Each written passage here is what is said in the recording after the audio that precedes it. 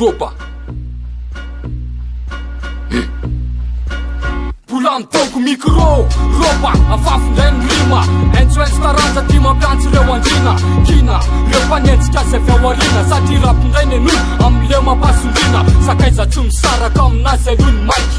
Niasa soratra etsy andaniny amile mampiaiky. Ao andamosiny ao, mipokina manaiky. Anohiny nefa vita ary bantsina antaraiky. Mbola lavitrezaka ny fitolomanay. Ary za tsy antsy toto fa tohizako entindray. Aleo asina asy ny rap fa izay. Satria mbola mijoro ary mandoro mamay.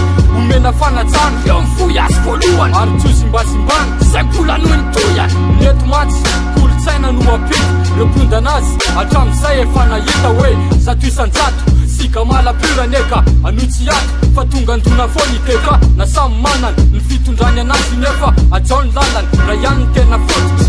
Na marsam-panany tazomy fazavototry. Am'izao ny ambany ny tokony ady mafy. Ny afatra finosony ny tena saropaty. Tongilana mantsy ny rapy malagasy. Ka mila fanarianana zay natao hoe ady.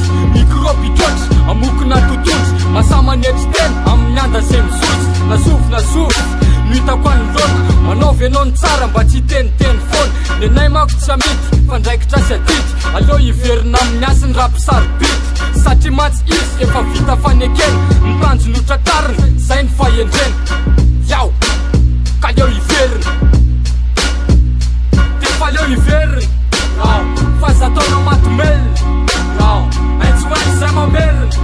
Yao, de hoeninao zay mifanenina. Yao, defa leo hiverina. Yao, fa zataonao matomelina. Yao, entsoentsy zay mamerina. Yao, de hoeninao zay mifanenina. Yao, yeah, GPS clan. Tario matoka raiky amy sady tana.